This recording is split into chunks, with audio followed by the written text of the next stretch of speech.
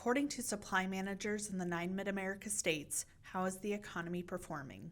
Our survey of supply managers for the month of November produced a reading that's not good. It's the lowest in 3 years that we've recorded here at Creighton University.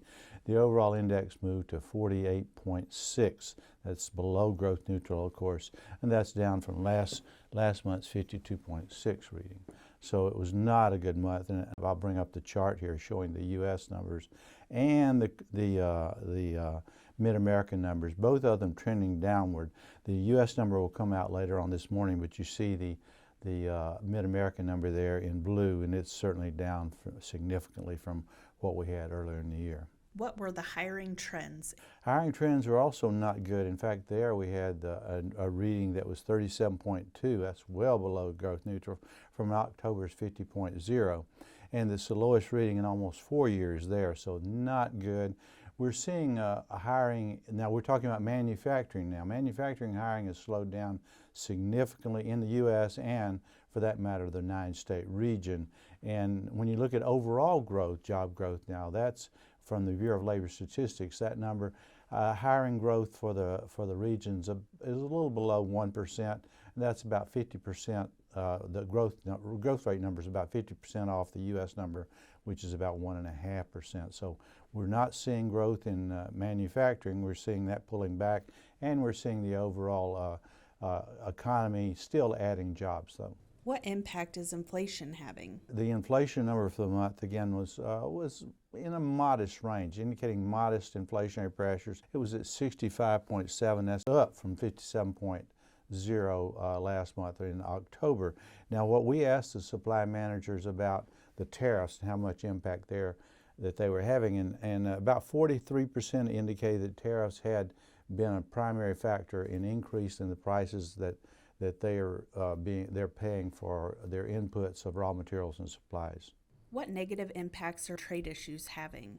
Trade is the big factor, or at least the primary factor of slowing growth in the region, and we asked about that.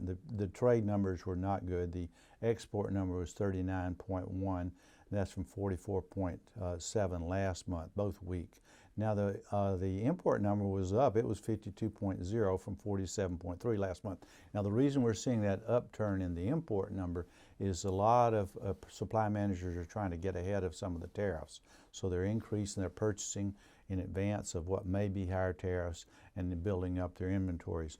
We ask about the support for the tariffs. Now, even though the supply managers say they're having some impacts, 60% of the supply managers said they support increasing or even raising tariffs on the Chinese to engage in this trade war. Now we ask about who's paying for the tariff, who's paying the tariffs. 77% indicated they felt that consumers were the ultimate payers of the tariff. So it's spilling over into the consumer sector, and at least that's the expectation of the supply managers. What does the MidAmerica economy need? The economy needs a trade agreement. That's a trade agreement with China. We need to get out of this trade war and get on to doing business, and that's what we need to see.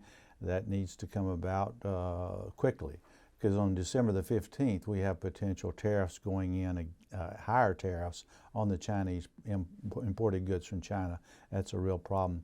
We have to have passage of USMCA, that's the successor to NAFTA. We need to see that passed.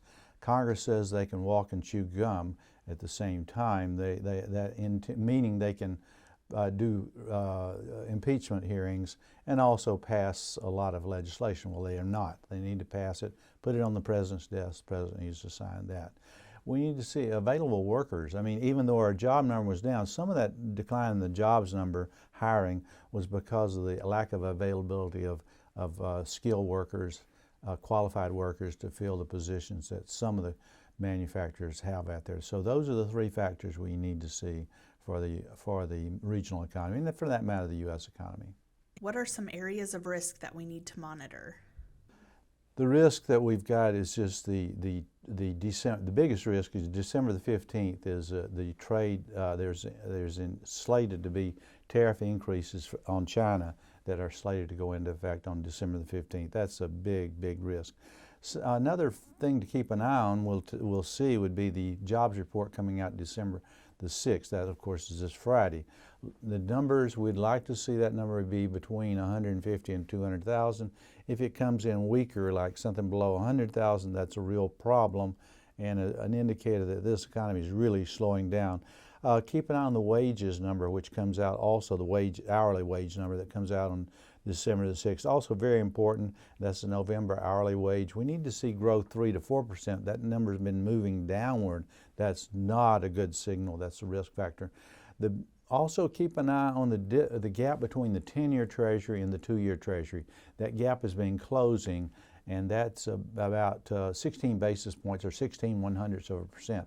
That number, that should be a lot wider than that. In other words, the 10-year should be a lot, perhaps as much as a full percent higher than the 2-year. We're not seeing that. That's a big risk factor, so that's something to keep an eye on. The Federal Reserve watches that, and there are a lot of Federal Reserve members that vote for rate increases or reductions. They are very concerned about that gap, what's called the yield curve.